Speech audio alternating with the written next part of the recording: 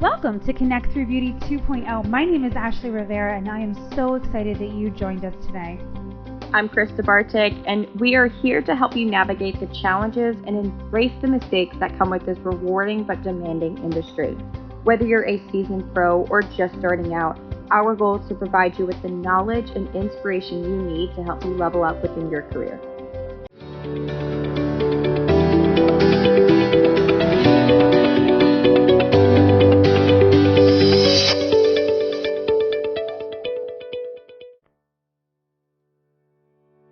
Hello everyone, it's Ashley Rivera. I just wanted to let you know about Canvas Me. Have you guys heard of this platform yet?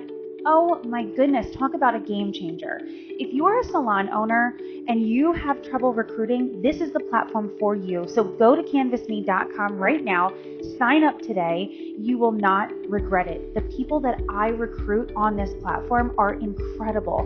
They are our people. Every salon has its own culture. And guys, you as a salon professional out there, you're looking for a salon to join, this is the platform to join too, because now you can look for your home, your place, the atmosphere, the environment that you want and you've been always envisioning. So guys, check it out right now, canvasme.com. You won't regret it.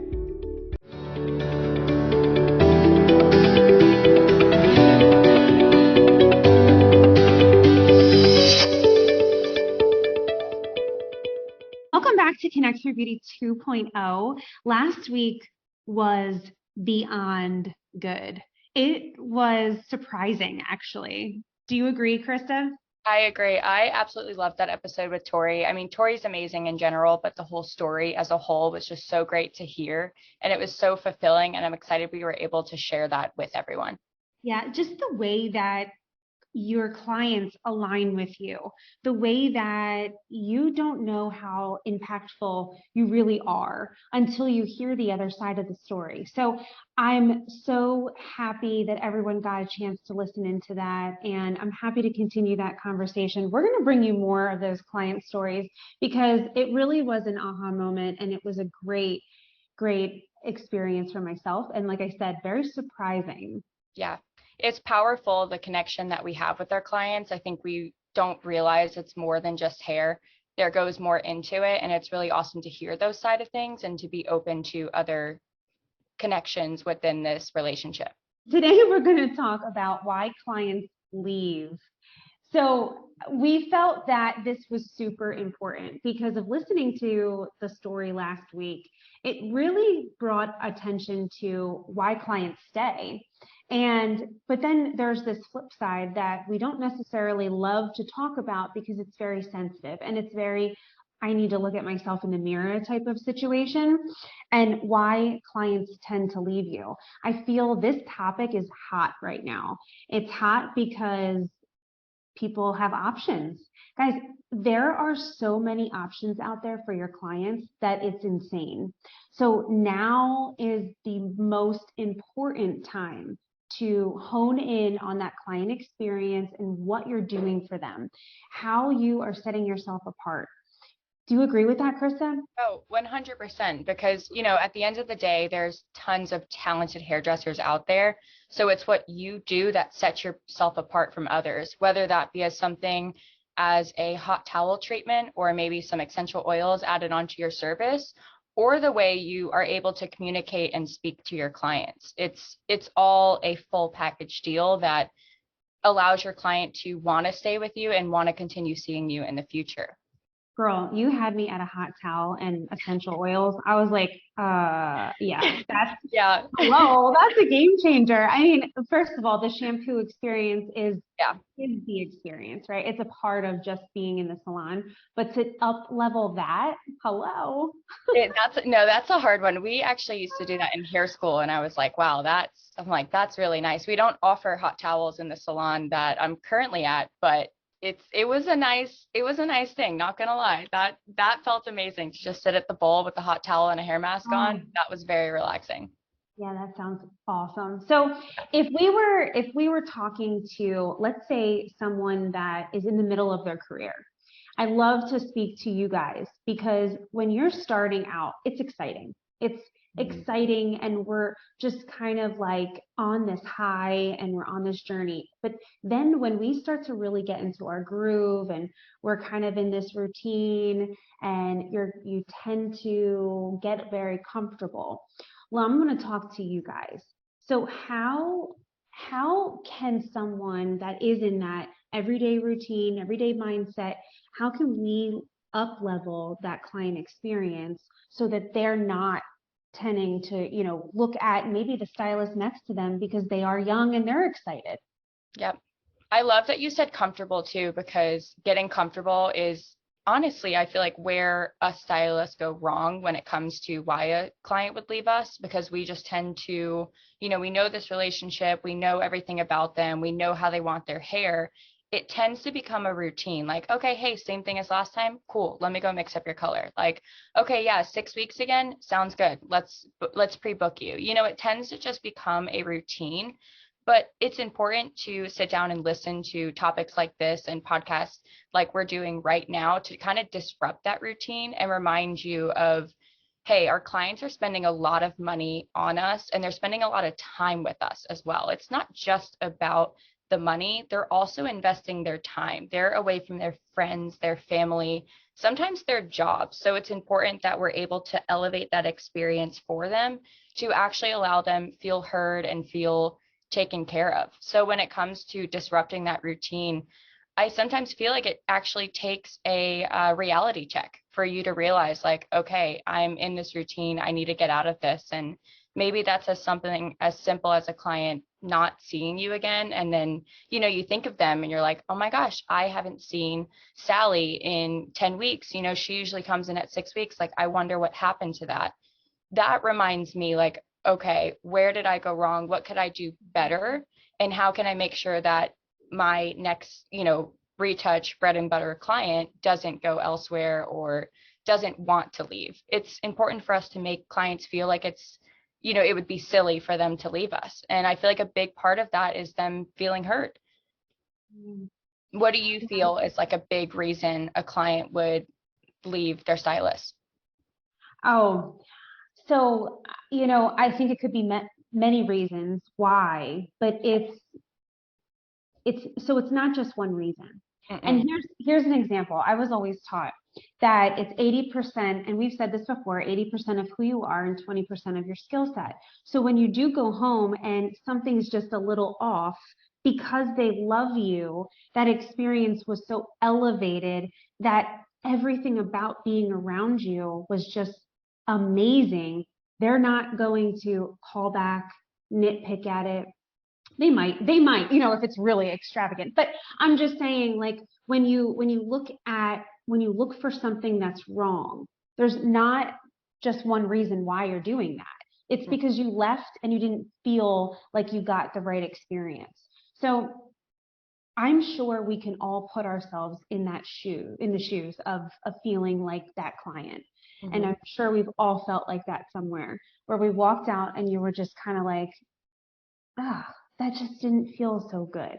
Yeah. And it doesn't matter about like really anything else except what are you doing in the beginning of your day to set yourself up for that experience each and every time for that client. I think that it's all going back to the basics and all going back to the foundation and getting into this regimen of putting yourself there. You have to be in a habit of I am going to give my client the best experience. I am going to repeat that consultation every single time. I'm not going to skip any steps because if I skip it, it could cost me everything. Mm-hmm. I love that you mentioned that too. And something popped into my mind about like time.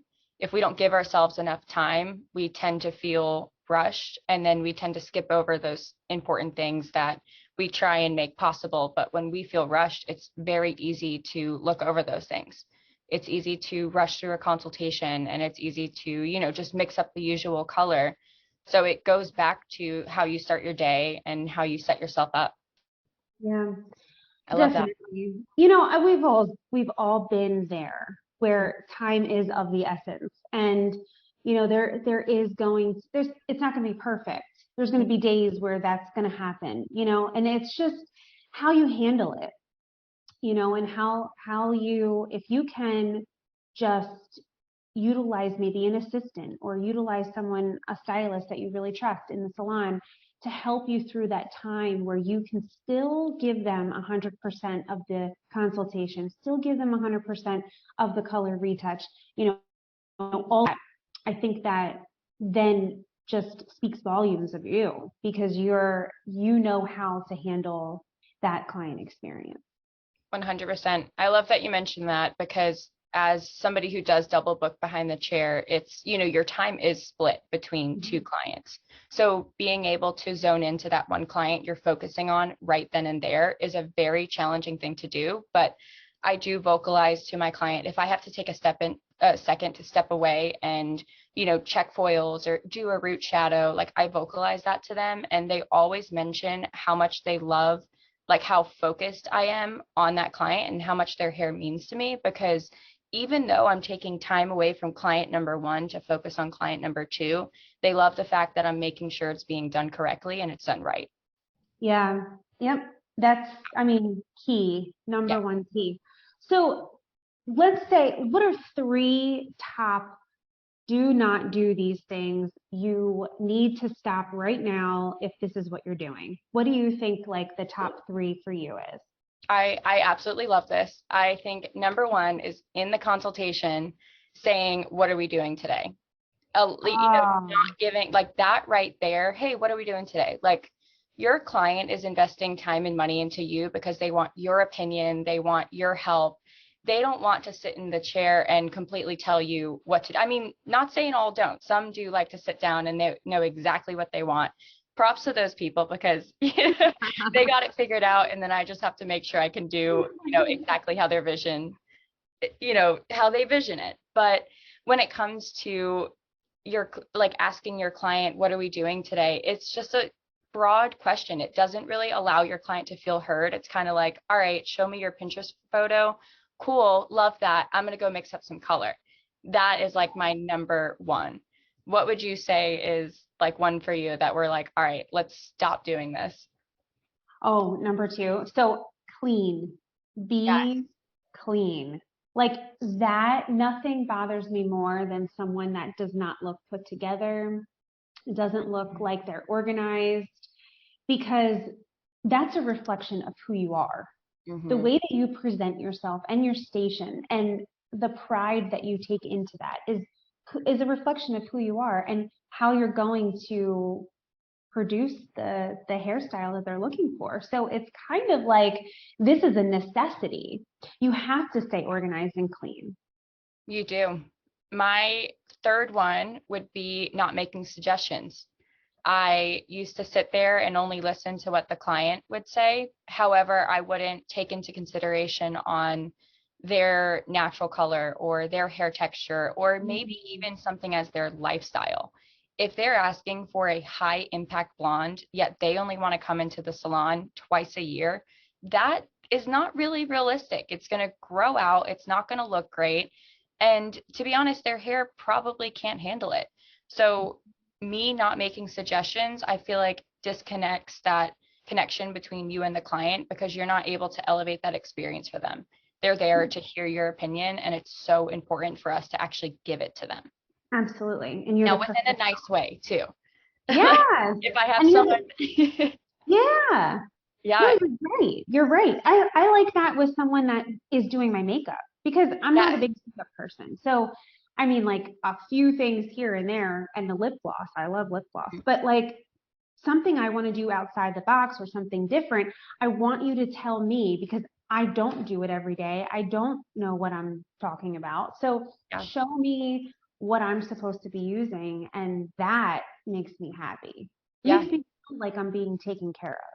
Yes. And it makes you feel like you're making the right decision too on your hair. Like you feel confident in it, or with your makeup, you're like, okay, I'm going to feel good about this afterwards because I'm able to talk through what's going to work for me and what doesn't, because it's not a one size all situation. And it's hard for people to realize that sometimes. So I think it's important for us to put our suggestions in there and let our clients know when something's not going to be the best fit for them, because that right there is going to build trust. Like they love that. I've told clients before too, people ask me this all the time, like non-hairdressers or non-beauty professionals, they're always like, have you ever had a client ask for something that just won't look good on them? I'm like, yeah, of course. They're like, well, what do you do? I'm like, I tell them. And they're like, kind of shocked, like, you don't just do it. No, I'm not going to do that because I don't want them walking around. They're a walking billboard for me. Why would I give them something that's not going to compliment them or their lifestyle? Yeah. And that right there builds so much trust. And because of that, clients feel comfortable coming into my chair and they're, maybe they're having a quarter life or midlife crisis and they're like, I want bangs. And I'm like, let's be honest, you're not going to maintain a bang. And they love it. I love that. No, that's perfect. That's perfect. So to kind of like bring this all together, I think this is huge. And I think if you're listening to this and your book is falling apart, it's just time to pivot. It's time to look yourself in the mirror and figure out, some of these things that Krista and I are talking about. Am I doing that? Am I rushing the consultation? Am I taking my time when I'm doing their hair? Am I really talking to them about suggestions? What is it that I'm not doing that I can be doing more of that would help me continue to have my clients want to come back to me and refer more people? Refer more. Yeah. And sometimes it's not even something that we're doing ourselves. Sometimes it's not we're rushing a consultation. Sometimes it's not we're not forgetting to do certain things. Sometimes, we are out of budget maybe for some clients and they had to see another stylist. Yep. Or maybe they're moving away or they found interest elsewhere. And that's also okay when clients step away, because I feel like we try and cling on to it so hard, but I think knowing when it is okay to kind of let go and say, okay, like I learned from that, my prices may be out of their budget and that's okay. I'm content with who I am and I just need to keep on growing through that. Definitely. Yeah. Beautiful. Well, I love today's topic. I feel like that was such a great one to talk about, and the three don'ts of what not to do, what we're missing out on. And that kind of leads into our next topic as well, talking about mentorships and how to find a mentor, because a lot of these things that we talked about for people in the middle of their career that we just talked to, we learned this in the beginning. So if I were to go back, what were something I were to look for in a mentor and how to find that mentor? So next week, we'll be talking about that and digesting everything. But until then, we'll see you next week on Connect You Beauty 2.0.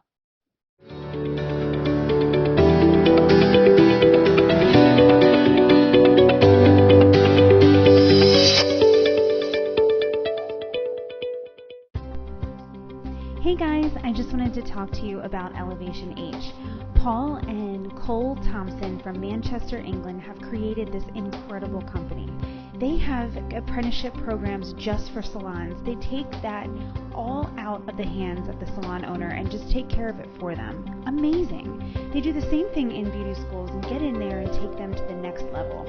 They also have memberships for professionals. Guys, we need continued education and we need it to grow.